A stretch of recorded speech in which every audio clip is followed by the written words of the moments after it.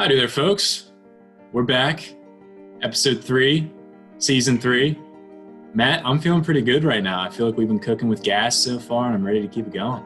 Dude, I'm feeling great. Last episode was an immense success. We had UPUA student body president Zach McKay on. If you guys haven't seen it, I highly recommend it. It was a bit long. It was over an hour. The first time the pod has ever gone over an hour, so it's a bit of a marathon, but I highly recommend it. We get into a lot of cool topics on that one.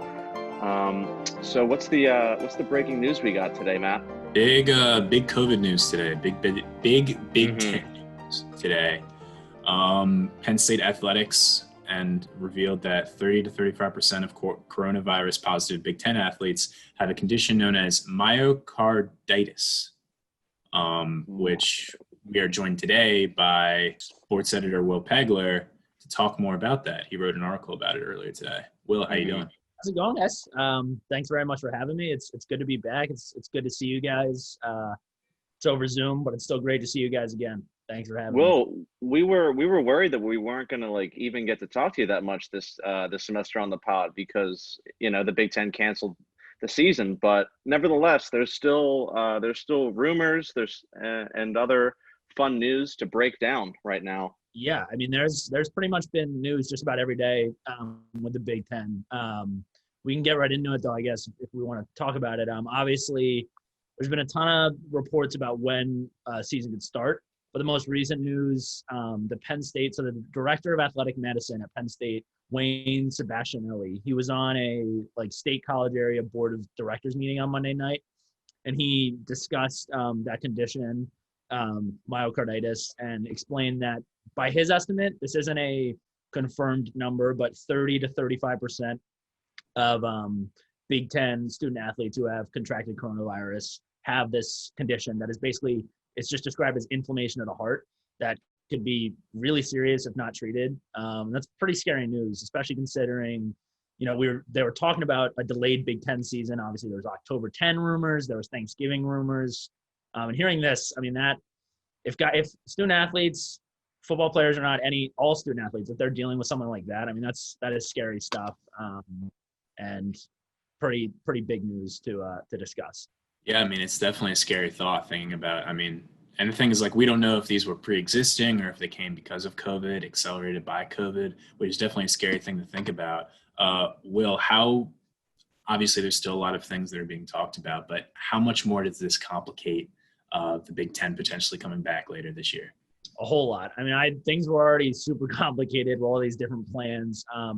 But with this happening and with as cases continue to climb just with the coronavirus on campus, I really don't know how a delayed season could happen this semester personally. And now I couldn't even see it happening before this report happened. And now with this report, I just think it's further example that football, at least in the Big Ten, is not happening this semester, in my opinion.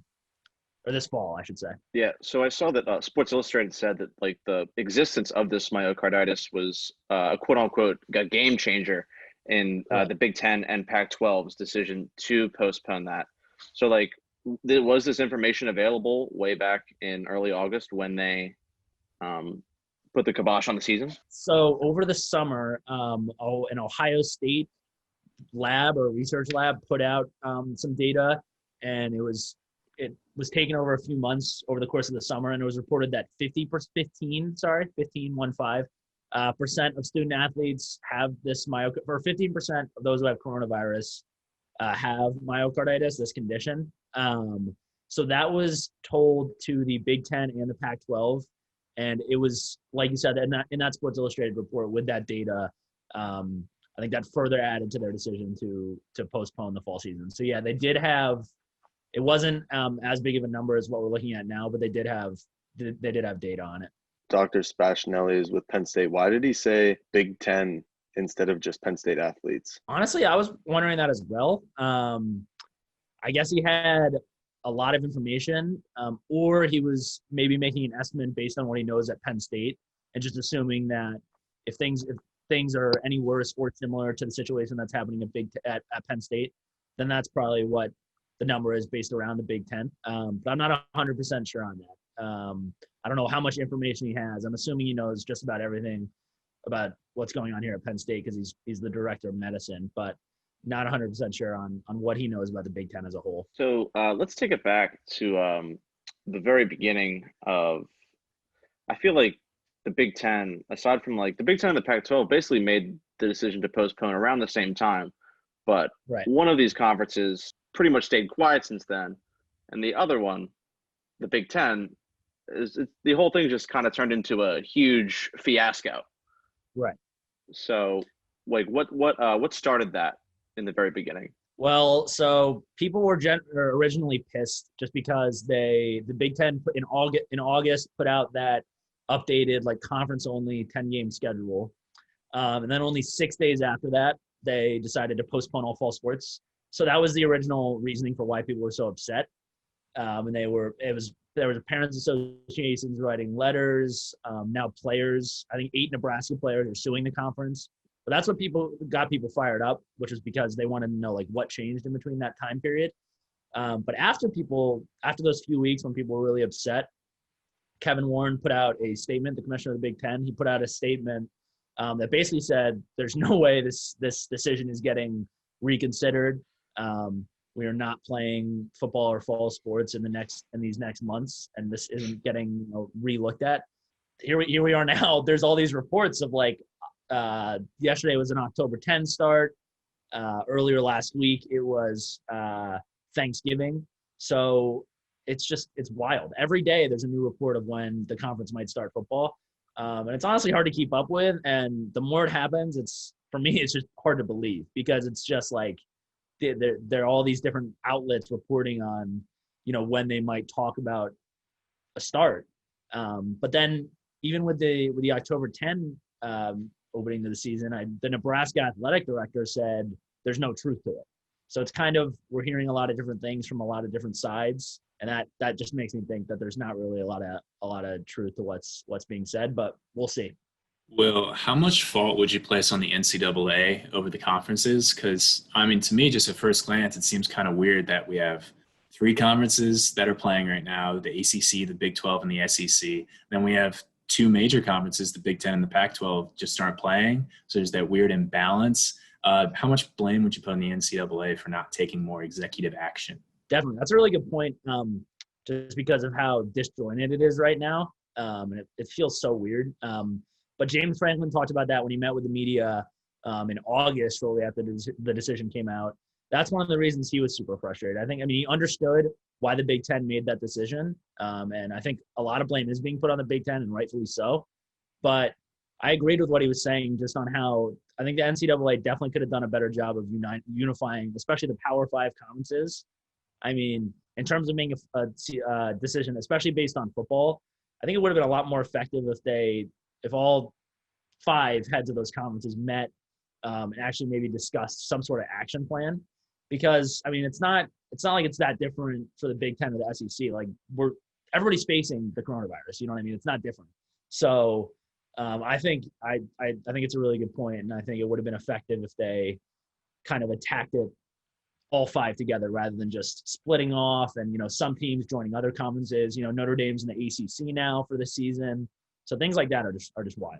Will, what are we missing out on this year? What would Penn State have looked like? Because obviously we saw Micah Parsons opted out of the season, regardless of whether it was in the spring or the fall. What type of outcome were we looking at before, obviously, our season was postponed to the spring? I think it would have been a really fun year, especially the way it ended. That was the Cotton Bowl was such an awesome game. They put up 53 points. I think offensively they would have started to hit a groove, in my opinion. I know they were missing a lot in terms of wide receivers with Hamler gone and Justin Shorter transferring away, the former 5-star. But I think we would have had a big year from Sean Clifford, and I think the running backs would have been really fun to watch. Defensively, obviously, Micah opted out either way, like you said. But I still think Penn State's defense has been pretty consistently fun to watch every year either way. I don't think it would have been a college football playoff berth. I still think Penn State is a few steps away from that to get into that upper echelon, that upper tier. But I think it would have been a fun double-digit win season and a New Year's Six Bowl. So in general and in short, I think that's what a lot of fans are missing out on this year. And how does Micah Parsons deciding to opt out affect that come spring or come next year? How much farther do we drop losing that potential top 5 draft pick? I mean, it's going to hurt a lot. Obviously, Micah was fantastic just a player overall. He was a fun guy to watch. He's a fun guy to interview. So that he's going to be missed a lot. But either way, I think they had guys stepping up behind him. I think they would have missed a lot of his production on defense. But guys like Brandon Smith, Jesse Luketa, Ellis Brooks, I mean, they had a lot of really talented linebackers. So, yes, it would have hurt. And if a spring season does happen or a delayed season like what we were talking about, I still think it's going to be a pretty impressive linebacker group and a good defensive unit overall. So, Will, now that we've spent a little bit of time daydreaming about what could have been, there is still a possibility that the Big Ten might come back, like you've been saying. Whether that's right or wrong, I feel like is up for people to decide.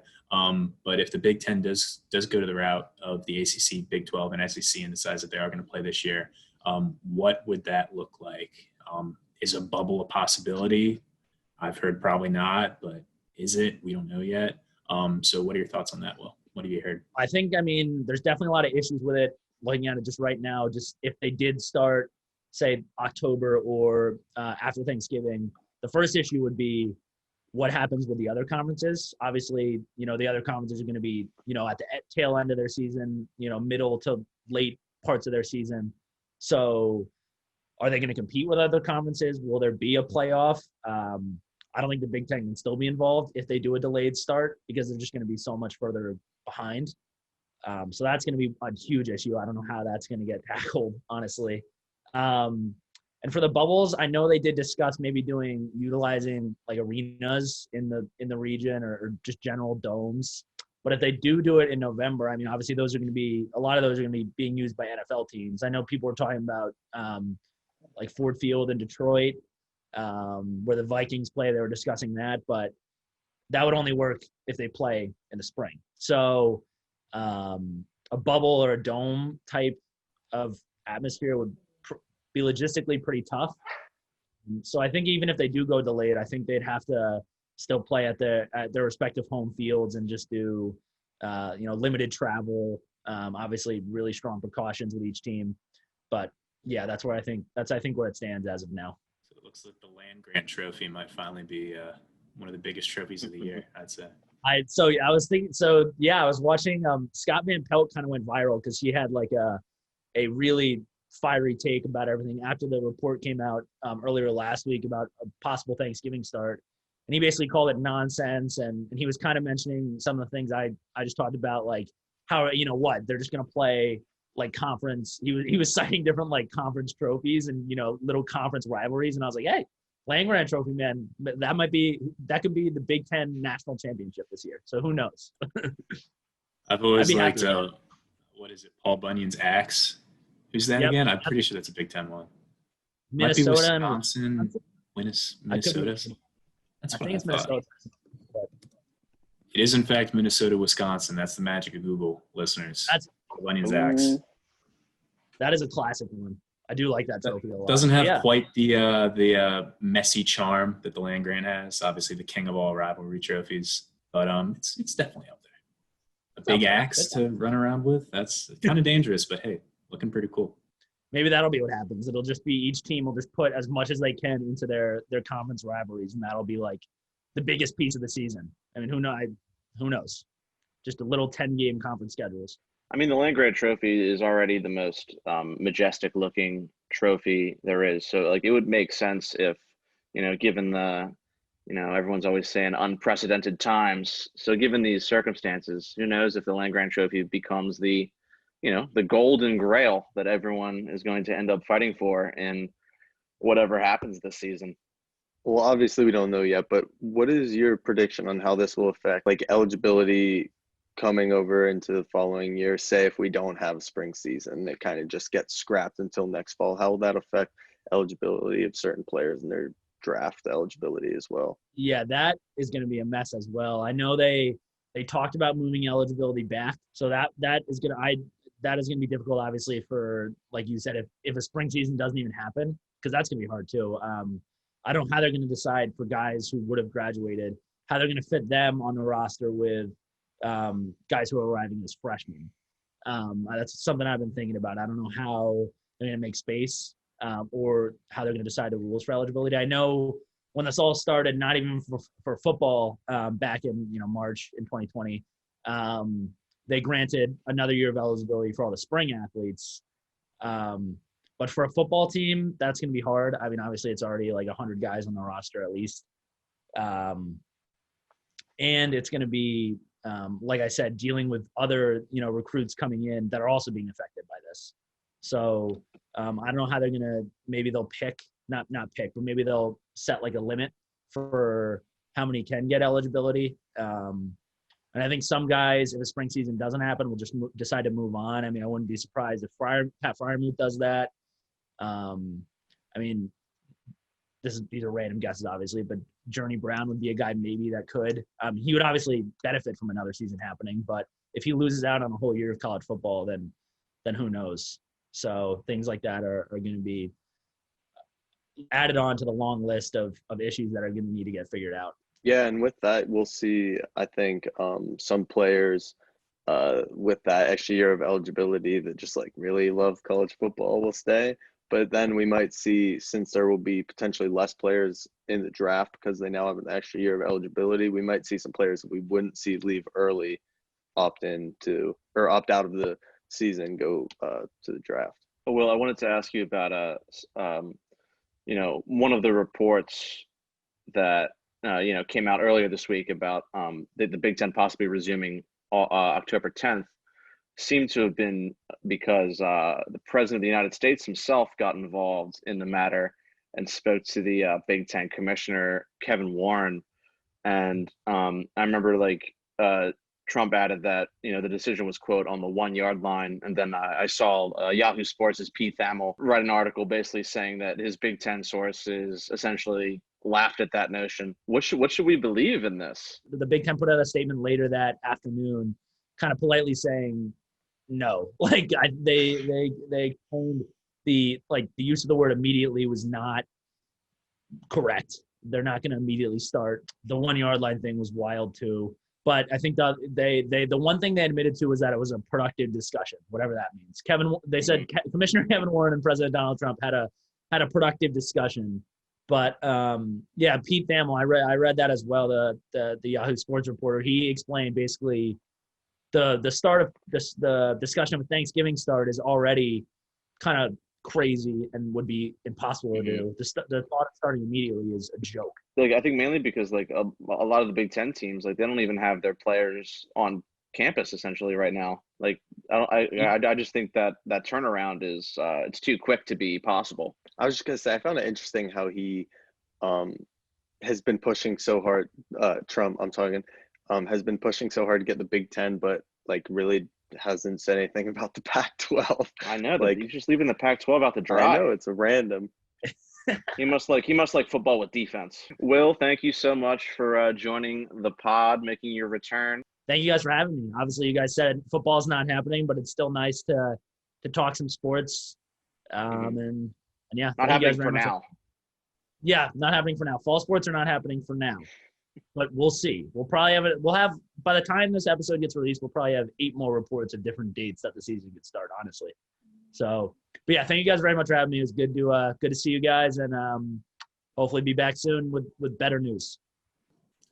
Again, Will, thank you so much for joining us. Folks, we're going to take a quick break, and when we return, we're going to be bringing on staff writer Dana Nunemacher and staff photographer Mira DiBattiste, and we're going to be talking Zoom etiquette, specifically camera on or off. It's a little debate for you folks.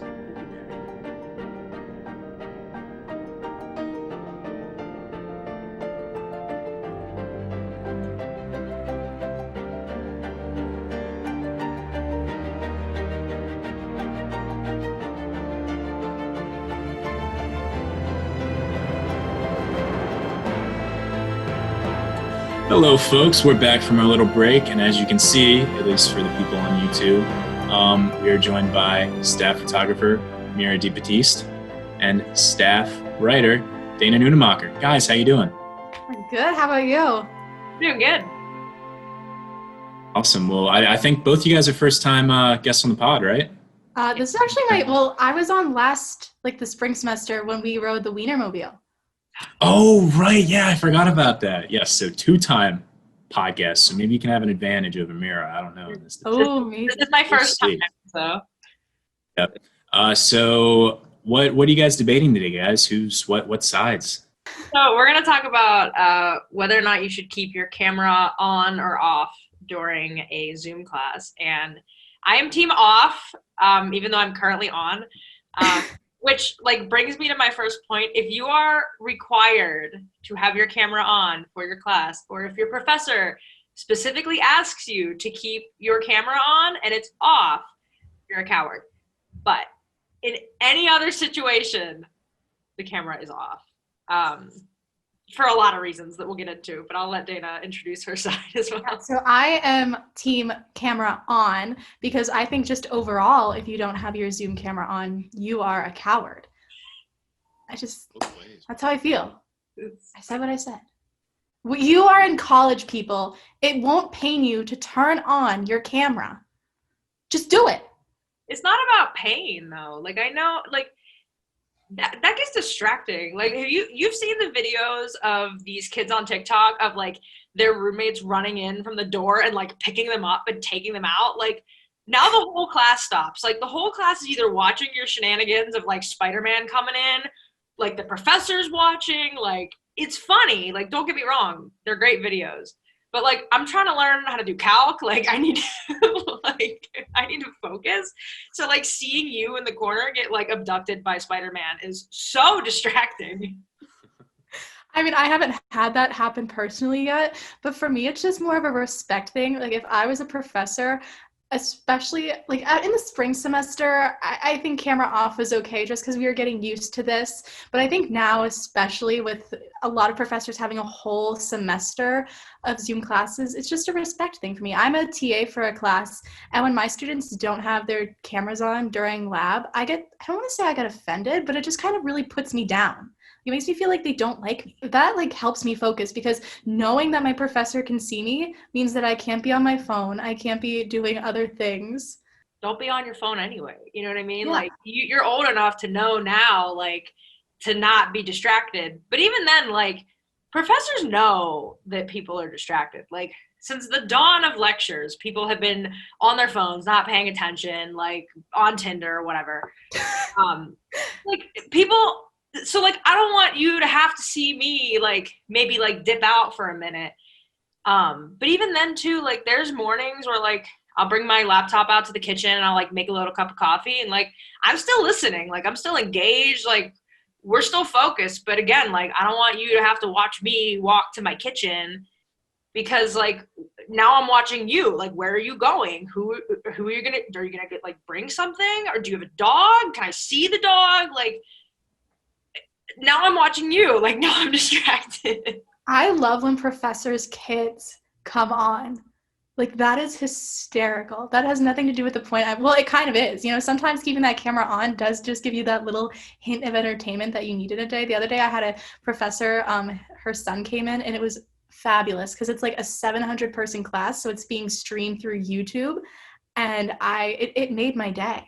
And he wanted to know if they could go color or something. And she's like, you have to give me another 20 minutes. It was so wholesome though. Okay, if her camera wasn't on, wouldn't have seen that. I'll give you that. That's sweet. I love that. Over the spring semester, one of my professors, his cat jumped up onto the windowsill where he had his computer and knocked the whole thing over in the middle of lecture. So that was fun. But it still was distracting, but it was really funny. But I think that also what you mentioned about being a TA and then also your 700-person lecture, I feel the smaller the class and the smaller the group, the more inclined I am to keep my camera on. Definitely. But when I have lectures of 125, 200 people, I'm okay, the professor's not looking at me anyway. They're focusing on getting their slides to work and drawing and whatever. But the only people that are seeing me are the 20 lucky ones that get to have me on the screen. You know what I mean? For the rest of everybody else, I'm on page 4, Yeah. At that point, why am I on? Like, you're not gonna, like, no one's looking. Like, you know, I don't know. Okay, my like middle ground point is if you keep your camera off, do that. But if you're answering a question, turn your camera on. That is just so awkward to hear a blank screen talking to you and you not knowing like what they look like or who they are. Make eye contact, people. Come on, answer the question. I agree. I agree with that. Another thing that's happened to me recently, I've been in meetings, and I have this class/meeting that runs from 6 p.m. to 9 p.m. on Wednesdays. And our like advisor for this meeting was basically like, I know it's during like dinner time. If you want to like grab a snack, eat dinner, like go ahead. Like it's totally fine. Don't worry about it. But every time I do that, I feel really bad and also weird. So I'm like, I'm going to eat my pizza and turn my camera off for a minute because I don't want you to watch me eat my pizza. Because I feel like that's disrespectful. Like it feels more disrespectful to me to like be with my camera on and then like doing something else or like even in another room or whatever versus like my camera's off. You don't know what's going on. You know what I mean? But now you get to watch me eat pizza and now you know that I'm not paying attention. Yeah. Now I feel really bad. Yeah, speaking of that, so there's this kid in my class, in my Com 370 class. So if you're listening and you know exactly what I'm talking about, he shows up to class without a shirt on and he's like proud of this. And he'll only turn his camera on certain days. And when his camera is on, he answers every question so he can like pop up and you can see him talking. He'll eat his cereal during class. And he was texting our group me the other day. Like none of us asked him a question. He was like, yeah, if you're wondering, I don't know what a shirt is. He's like, I also just shaved my chest. Thanks for asking. And we're like, no, we didn't ask these questions. Please go away. It's distracting. That's what I said. That is where I draw the line. That's if you're doing that, you need to stop. Right. Turn your camera off like a civilized person, please. And if you're listening, you know exactly who you are that I'm talking about. You know. So if you're listening to this, this is your warning. When you do that, we don't think you're cool. It is a class of like 250 people. We all together do a one big eye roll when you pop up on the screen. It's like definitely after his like chest day. Like he goes. It is. He goes. I'm guessing like Tuesdays are his chest days because that's the day he usually keeps the camera on. Sorry, that was a lot of anger. I didn't mean that. Good to get that Hey, you out. know what, Dana? The pod is a place to express emotion, make yourself be heard. It's a platform for opinion. You go, girl. Thank you for allowing me to get that one off my chest. Anyway, so I'm going to interject here real quick. As the moderator of this debate here, which I really haven't had to do too much moderation. You guys have been going off, and that's great. But I'm fairly neutral on this. I feel like there's times and places for having your screen off, having your screen on. My other two co-hosts, Matt and Sam, they're standing in solidarity with their case. For those who can't see, both of them have themselves muted and with their video turned off. So obviously their sides are set, but me, not yet. So we'll start with Dana and then we'll go to Mira. Dana, convince me a neutral party to support your platform. I would just say put yourself in the professor's shoes, and if you were logging onto class, would you rather see students or would you rather just stare at blank screens all day? For me personally, I would need the reassurance that my students are listening to me and that they are taking my notes. Simple, I like it. Mira? I'm also gonna take the step in the professor's shoes. You don't want to watch your students with their shirts off and off making coffee and eating pizza and doing whatever, getting abducted by Spider-Man. Like that's distracting to you. That's distracting to other students that want to learn. I know you're worried about getting your slides to work and getting Zoom worked out because this is all new to us. So like I want to give you the respect that you deserve by letting you focus so that you don't have to watch me and like my bun try to take notes. Do your thing. Focus on your slides. Focus on your class. You don't need to see me. All right. Well, hey, thank you guys for pleading your cases. Just to do a little synthesis here. We have thesis and antithesis, and what comes after that? Synthesis. And I feel like you guys were able to come, while you still have your own sides, you guys were able to come to some agreements. Me, I feel like I'm coming away. Sometimes it's good. Sometimes it's bad. Listener or viewer, You can make your own decision on that. So thank you for that debate, guys. And I feel like we're going to move into now a more general conversation about Zoom etiquette. What do you guys think is a good thing to do? Bad thing to do? Hello, guys. I just want to throw in my 2 cents is that I'm in only 2 classes that are even have Zoom meetings. So my one class is a mixed mode class. So like there are people, in class in person. So that makes me feel less inclined to turn my camera on because my professor is actually getting that FaceTime, or should I say mask time. I haven't had anything mixed mode. It's but weird. I don't like it. Yeah, I've been a part of when I worked my job at home through fall semester last year. I had to like join a meeting. They were having like a store meeting, and they were like, "Oh, we can just Zoom you in." I was like, "Okay, cool." But then like they had everybody sitting in a circle, and then they put the computer with me on it in the circle, and I was like, "I don't like this. Like I feel weird.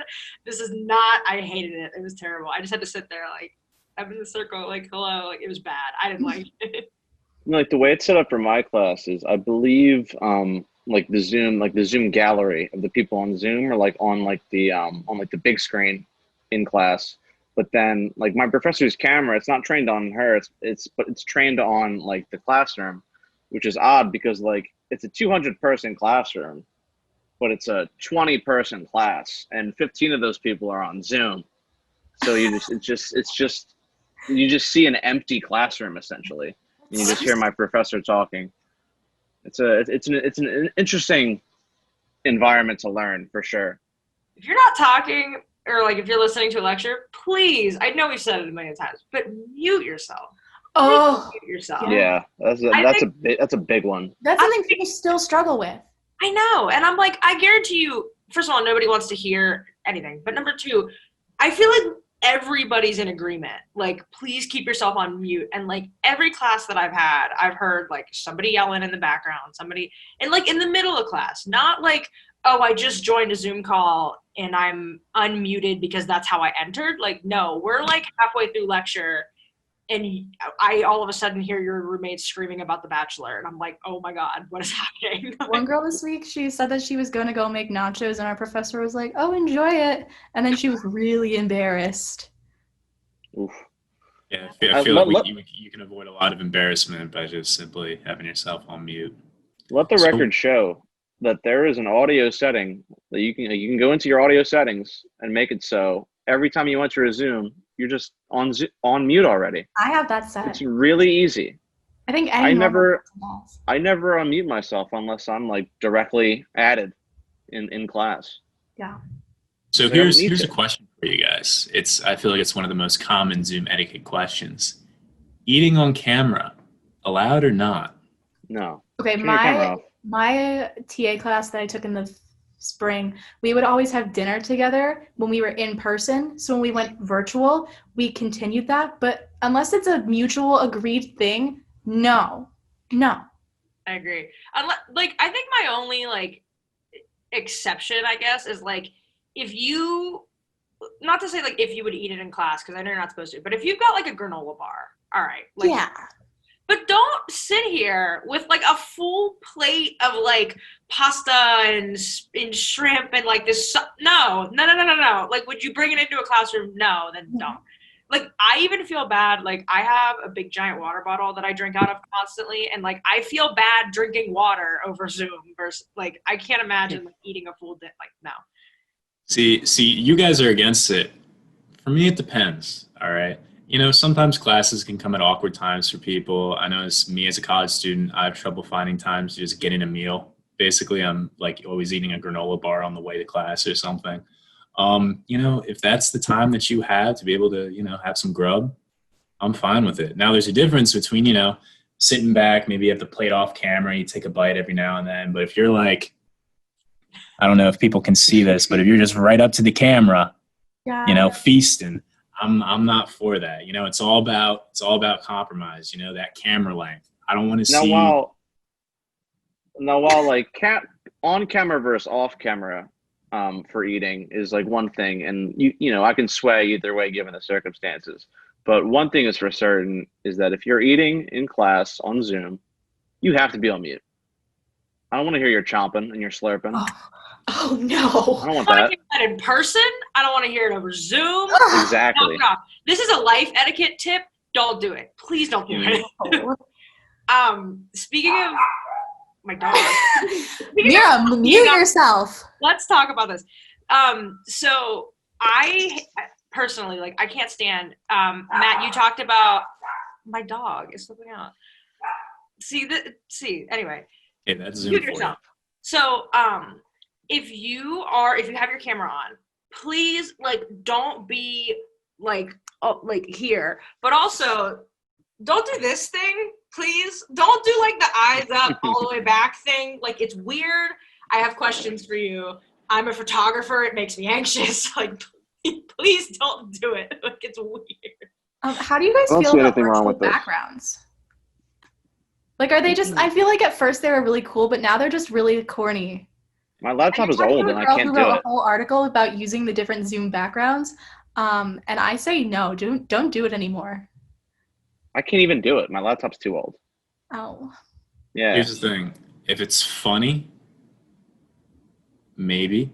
Mhm. If I get a chuckle out of it, it gets the pass. If I'm not chuckling, don't put it on. Yeah, like if it's just like a regular shot of like Beaver Stadium, No. be more creative. No. Yeah, Oh come on. gosh, that's the worst. We get it. You go to Penn State. Like, you're in a Penn State class. Good job. Mm-hmm. I definitely, All right. I enjoy when people give themselves like literal backgrounds, like, oh, I'm, in Thomas 100, or like I'm by the Golden Gate Bridge. But like when people put like tweets as their backgrounds or like memes, I'm like, this is a little much for me. Like, I don't know why it like makes me feel weird. I just like, I don't know. Like, I had a class the other day with somebody who had like a LeBron James meme tweet like as his background, and I spent like 20 minutes trying to read it, and I was like, this is like, no, let's not. Yeah, you're trying to focus on class, but really you're just like, move your head so I can see what your freaking tweet is. Yeah. See, there's my point, because I turned off my thing, and now I can see you guys still think I'm here listening to your debate, but in reality, I'm doing my math for sustainability, counting how many pennies are in a ton. How many pennies in a ton? So I did all that while you guys were thinking, and you guys probably thought I was still here listening. No, we but Sam- actually Good did answer. talk to you and you didn't answer, and we were like, well, bye, Sam. I was Sorry, what going did to you say, guys Sam, you're playing 3D chess while the rest of us are playing checkers. But Mira and Dana, do you guys have any other Zoom etiquette tips before we get out of here? Put your damn shirts on. If you're gonna have your camera on, please be aware. I think this is a good place to wrap this episode up. Mira and Dana, thank you guys so much for joining. yeah, thank you guys so much. Once again, folks, if you haven't checked out our previous week's episode where we interviewed UPUA President Zach McKay, please check that out. Really proud of how it turned out, and I think you guys will get a lot out of it. But again, Mira and Dana, thank you guys so much. We'll catch all you guys later next week. See ya. See you guys. Onward out.